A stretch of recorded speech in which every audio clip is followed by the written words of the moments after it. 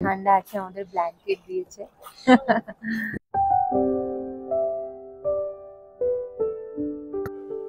আগের পর্বে আপনাদের নিয়ে গিয়েছিলাম গুলমার্গ। গুলমার্গের অপূর্ব সুন্দর বরফের চাদরে ঢাকা ফেজ 1 এবং ফেজ 2 গন্ডোলা। আজ আপনাদের দেখাবো ডাল লেক, পেহেলগামের ব্যাট ফ্যাক্টরি, বাইসারন ভ্যালি এবং বাইসারন ভ্যালিতে যাওয়ার জন্য ঘোড়ায় চড়ার এক অনবদ্য অভিজ্ঞতা।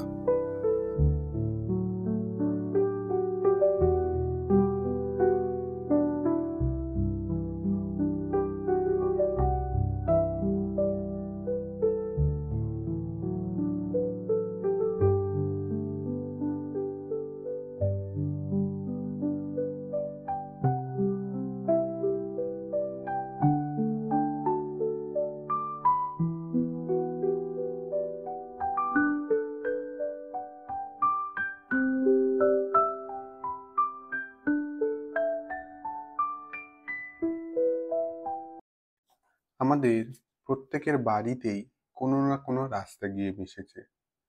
আমরা সাইকেল, বাইক, রিক্সা ইত্যাদি যানবাহন করে ঘরে পৌঁছাই। তাই সাইকেল চালানো বা বাইক চালানো একটি লাইফ স্কিল হিসেবে ধরা যেতে পারে। কিন্তু ভারতবর্ষে এমন একটি স্থান আছে যাতে না আছে অলিগলি, না ড্রাইভিং এর মতো লাইফ স্কিলকে কোনো কাজে লাগাতে পারবেন। এটা হলো ডাল লেক, যেখানে জলের উপর রয়েছে ঘর, মার্কেট, সবজি বাজার, এটিএম, পোস্ট অফিস, স্কুল, মানে একটা পুরো টাউন লেকের ভেতরে। তাই কার বা বাইক পার্ক করে আমার সাথে শিকারাতে উঠে আসুন, তাহলে আপনাকে আমি ঘুরে দেখাতে পারবো।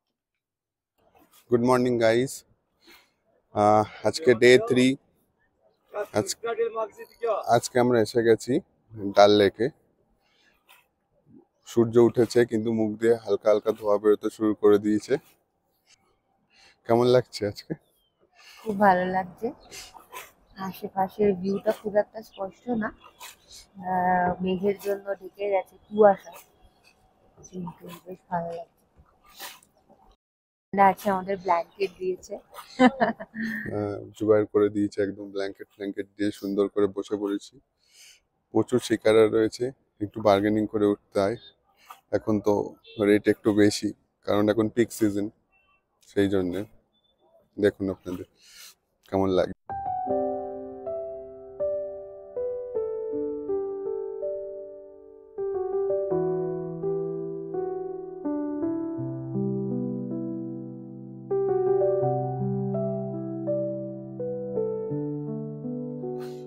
এই যে সব হাউস বোট গুলো সুন্দর।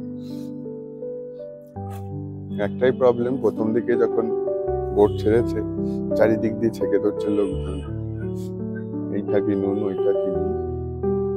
কিন্তু সত্যি বলতে সিনারিটা অসাধারণ, না আসলে ঠিক বোঝা যাবে না জিনিসটা।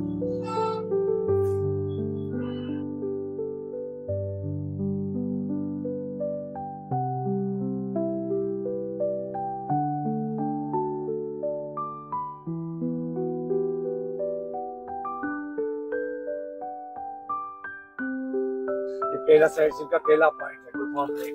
अच्छा, अब आ गया समर का कहवा, कश्मीरी समर कहवा। देखो समर को पीछे दिखाओ।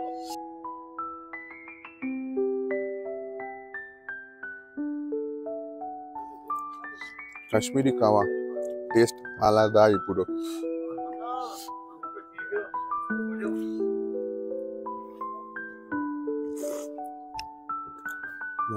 দারুণ টেস্ট, প্রচুর ড্রাই ফ্রুটস দিয়ে বানানো। এখানে কাশ্মীরে বেড়াতে আসলে শীতকালে কাওয়াটা অবশ্যই ট্রাই করবেন। কাওয়াটা আসলে গ্রিন টির পাতাকে বয়েল করে জাফরান, দারুচিনি এবং এলাচ সহকারে, তার সাথে মধু এবং প্রচুর পরিমাণে ক্রাস্ট নাট যেমন আমন্ড, ওয়ালনাট আর ড্রাই ফ্রুট মিশিয়ে এটাকে তৈরি করে।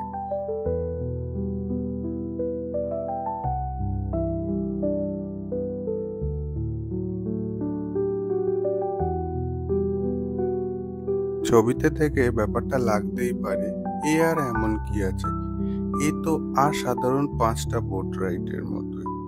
আমারও ব্যাপারটা তেমনই লেগেছিল। কালকে সারাদিনের গুলমার্গ জার্নি শরীর যেন ক্লান্ত করে দিয়েছিল।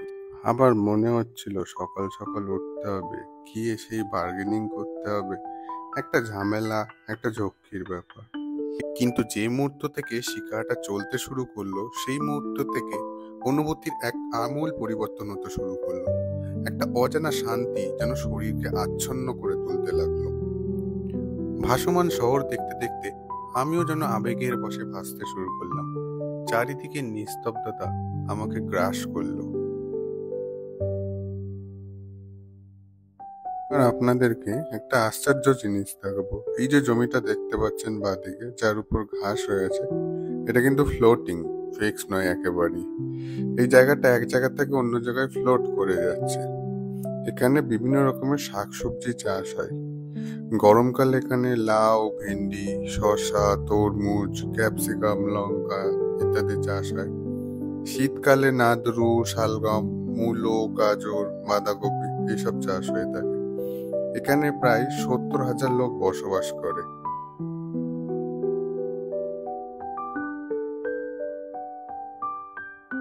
এবার ডান দিকে একটু এগিয়ে গেলেই মিনা বাজার। শিকারাতে বসেই কিনে নিতে পারবেন কাশ্মীরের হাতের কাজ করা সমস্ত প্রোডাক্ট। শোনা যায় তারা নাকি সমস্ত জামা কাপড় নিজেরাই বানায়, নিজেদের বাড়িতে। গভর্নমেন্ট এইগুলোর জন্য কোনো রকম ট্যাক্স নেয় না। এখানে খিদে পেলে বেশ কিছু খাবারের দোকানও আছে, কিন্তু দামটা একটু বেশি, তাই দরাদরি করে কিনবেন। আমরা গেছিলাম ডিসেম্বরের ফার্স্ট উইকে। এটা বলে যে ডিসেম্বরের শেষ উইক এবং জানুয়ারি মাসটা, মানে টোটাল 40 দিন, শ্রীনগরে সব থেকে বেশি ঠান্ডা পড়ে। ডাল লেক মাঝে মধ্যে জমে যায়, তখন শিকারাও বন্ধ হয়ে যায় সমস্ত দোকানপাটও। তাই আদতে জায়গাটা অতীব সুন্দর হলেও মানুষের জীবনযাত্রা অতীব কঠিন।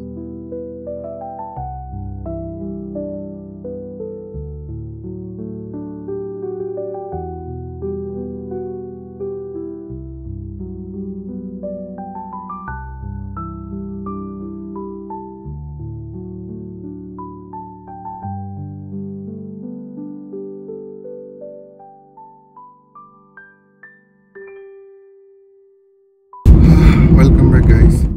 আমাদের শিকারা ছাড়া হয়ে গেল, 1 ঘন্টা মতো রাইড করেছি, খুব সুন্দর ছিল। এখন যাচ্ছি পেহেলগামের উদ্দেশ্যে। কেমন লাগলো শিকারা রাইড? শিকার রাইডটা ভালো ছিল, একটু ঠান্ডা ছিল, কুয়াশা ছিল, কিন্তু ভালো ছিল। হ্যাঁ, একটু ভিজিবিলিটিটা কম ছিল আজকে, ঠিক করে রোদটা ওঠেনি, আর উঠলেও ফগটা ছিল একটু, এই জন্য পাহাড়টা দেখা যাচ্ছিল না। তবে বেশ শান্ত নিরিবিলি পরিবেশে একটু বসে টাইম কাটানো বেশ ভালোই লাগলো। আর শিকারাতে ওঠার সময় অবশ্যই বার্গেনিং করতে হবে। মানে যা দাম বলবে তার অর্ধেক দাম দিয়ে স্টার্ট করতে হবে। এখন চলছি পেহেলগামের উদ্দেশ্যে। রাস্তাটা বড্ড সুন্দর, গাড়িতে হিটার চালিয়ে দিয়েছে, নাহলে বাইরে বেশ ঠান্ডা ছিল, মুখ দিয়ে অনবরত ধোয়া বেরোচ্ছিল। সিগারেট ছাড়াই ধোয়া বেরোচ্ছে একদম হু হু করে, মানে অনবরত। আমাদের কলকাতায় কি মাঝে মধ্যে শীতকালে রাতের দিকে টুকটাক বেরোয়, এটা দেখি কনস্ট্যান্ট ধোয়া বেরিয়ে যাচ্ছে। ঠিক আছে, সঙ্গে থাকুন। पहले होता मेन चीज होता है ये, अच्छा इसको कहते हैं विलो क्लिप। अच्छा अच्छा, सबसे पहले ये होता है विलो, पहले ये ऐसा होता है। पेड़ से काट के आते हैं ऐसे। कौन सा पेड़ है ये? हाँ पेड़ भी दिखाएंगे। আমরা এসেছি একটু ব্যাট ফ্যাক্টরি ভিজিট করতে। দেখুন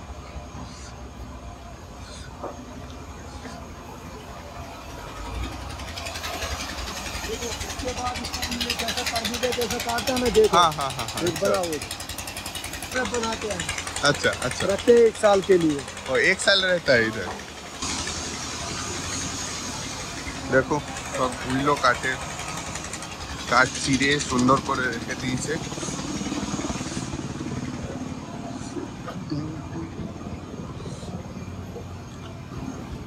उसके बाद ये इसको ऐसे रखेंगे ना, दिखाएंगे सब। अच्छा अच्छा अच्छा अच्छा, देखो ये हैंडल लगा के। वाला है, हैंडल बना के ऐसे शेप लगाते हैं। अच्छा, उसके बाद इसमें से हाथ मशीन लगाते हैं। अच्छा अच्छा गाँव का गाँव पूरा फिर 44 स्टोर होता है अच्छा अच्छा उधर काटे छोटा काटे अच्छा सारा उसी काम का चलता है अभी चलता है तो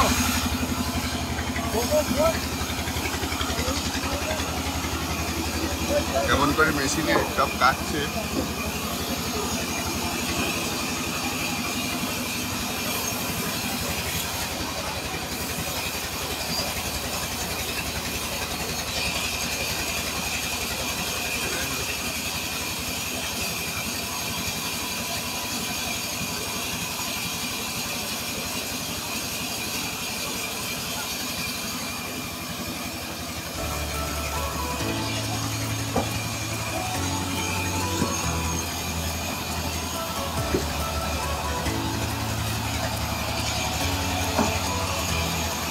রাস্তায় ব্যাট ফ্যাক্টরি থেকে আবার বেরিয়ে পড়লাম পেহেলগামের উদ্দেশ্যে। শ্রীনগর থেকে পেহেলগামের রাস্তার বর্ণনা দিতে গেলে সত্যি বলতে শব্দ কম পড়ে যাবে। এই যে রাস্তাটি দেখছেন এত প্রশস্ত, এর পেছনে একটি গল্প আছে। এটি অ্যাকচুয়ালি ইমার্জেন্সি পারপাস প্লেন ওঠানামা করানোর জন্য ব্যবহার করা হয়। ধরুন কোনো কারণে যুদ্ধ বেঁধে গেছে, তখন সমস্ত যানবাহন চলাচল বন্ধ, তখন এখান থেকে বিমান ওঠানামা করবে।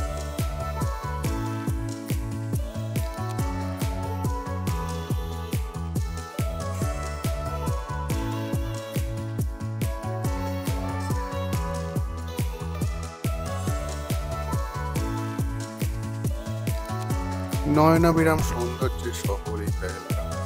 প্রতিক্ষণেই যেন তার ল্যান্ডস্কেপ চেঞ্জ হতে থাকে। চুপ করে দেখা ছাড়া কোনো কিছু করতেই ভালো লাগবে না। পাশ দিয়ে কুলু কুলু শব্দে বয়ে যাচ্ছে মীরার নদী। সে যেন পাহাড়ের বুক চিরে তার রূপের আগুন ছড়াতে ছড়াতে এগিয়ে যাচ্ছে।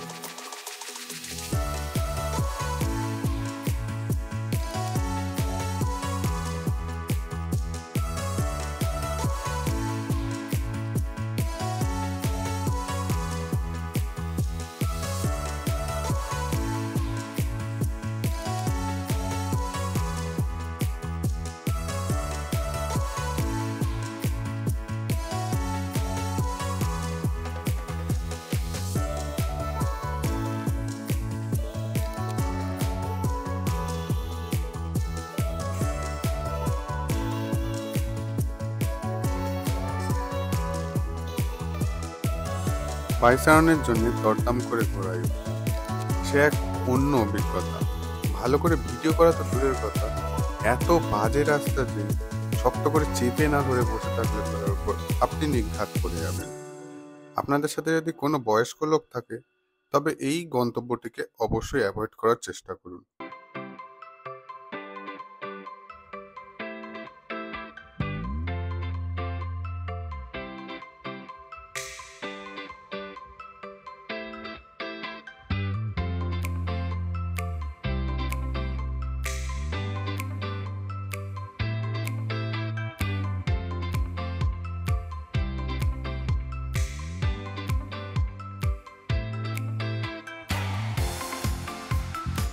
অবশেষে 1 ঘন্টা ঘোড়ায় চড়ে এবড়ো খেবড়ো পথ অতিক্রম করে এসে পৌঁছালাম বাইসারন ভ্যালিতে। আমরা এবং ঘোড়া দুজনেই যেন হাঁপ ছেড়ে বাঁচলাম।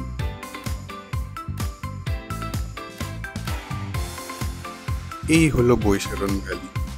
এত সুন্দর বিস্তীর্ণ তৃণভূমি, যেদিকে চোখ যাবে সেদিকে সবুজ ঘাসের চাদর, চারিদিকে পাহাড়, পাইন দেবদারু গাছের সমারোহ, এক অসাধারণ ল্যান্ডস্কেপ, যেন যে কোনো সিনেমার রোমান্টিক গানের শুটিং এর জন্য আইডিয়াল।